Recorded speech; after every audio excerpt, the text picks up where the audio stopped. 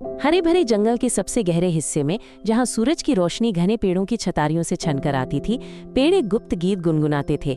बेलें रिबन की तरह लिपटी हुई थीं और फूल गुलाबी व सुनहरे रंगों में खिले थे। हवा तोतों की चहचहाहट और अनदेखे जीवों की सरसराहट से गूंज रही थी। ये एक जादुई जगह थी माइनस, जहां हर पत्ती के पास सुनाने को एक कहानी थी। जंगल के एक शांत कोने में, एक शांत तालाब के पास, मिंकू नाम का एक छोटा सा हरा भरा पेड़ मेंढक रहता था। मिंकू का कोई भाई बहन नहीं था और हालांकि जंगल जीवन से भरपूर था, वो अक्सर अकेला महसूस करता था। वो अपने दिन हवा की फुसफुसाहट सुनते हुए बिताता, सोचता कि क्या कोई कभी उसकी आवाज सुनेगा। एक शाम जब मिंकू अपनी पसंदीदा कमल की पत्ती पर आराम कर रहा था, पेड़ों के बीच से एक गहरी गूंजती आवाज सुनाई दी।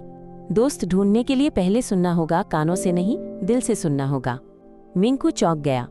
आवाज प्राचीन सेमल के पेड़ से आ रही लगती थी, जिसकी जड़ें विशाल सांपों की तरह लिपटी हुई थीं। जिज्ञासावश मिंकू सेमल के पेड़ की ओर कूदा और उसने एक संकीर्ण रास्ता देखा जो उसे पहले कभी नहीं दिखा था, चमकते हुए मशरूमों से घिरा हुआ।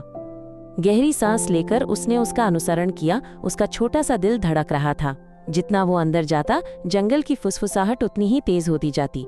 सरसराती पत्तियां, दूर से उल्लू की आवाज और कभी कभी मछली के पानी में कूदने की आवाज। रास्ते के अंत में मिंकू को एक चमकता हुआ फूल दिखाई दिया, जैसा उसने पहले कभी नहीं देखा था। उसकी पंखुड़ियां सोने की तरह चमक रही थीं और जब हवा उसे छूती तो वो एक मधुर संगीतमय ध्वनि निकालता।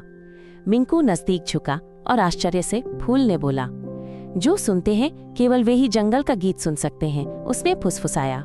मिंकू ने आंखें बंद की और सुना, सच में सुना। सरसराती पत्तियां हंसी की तरह लग रही थीं। मेंढकों के टर्राने से एक ताल बन रही थी। तितलियों के फड़फड़ाने से भी एक चुप्पी की धुन सुनाई दे रही थी। पहली बार मिंकू ने समझा, जंगल जीवित था और वो उससे बात कर रहा था। जब मिंकू आगे बढ़ा तो उसे एक घने झाड़ी के पास से कमजोर चहचहाहट सुनाई दी। वहां एक छोटी नीली चिड़िया, जिसके पंख बिखरे हुए थे, उड़ने की कोशिश कर रही थी। मैं खो गया हूँ, चिड़िया ने ची ची की। मिंकू को जंगल की सीख याद आई माइनस उसने दिल से सुना। चिंता मत करो, उसने मधुरता से टर्राया। मैं तुम्हें तुम्हारे परिवार को ढूंढने में मदद करूंगा। साथ साथ मिंकू और छोटी चिड़िया जंगल में सुराग ढूंढते हुए आगे बढ़े। बंदर दिशा बता रहे थे। नदी का प्रवाह एक मार्गदर्शक धुन गुनगुना रहा था। यहाँ तक कि झींगुर भी उन्हें प्रोत्साहित कर रहे थे। जल्द ही उन्हें चिड़िया का घोंसला एक ऊंचे पेड़ पर मिला, जहाँ उसका परिवार खुशी से चहक रहा था।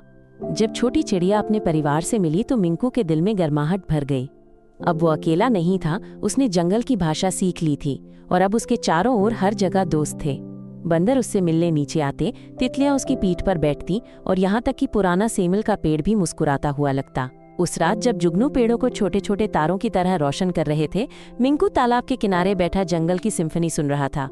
अब वो रहस्य जानता था, माइनस दोस्ती सिर्फ अपने जैसे किसी को ढूंढने के बारे में नहीं थी।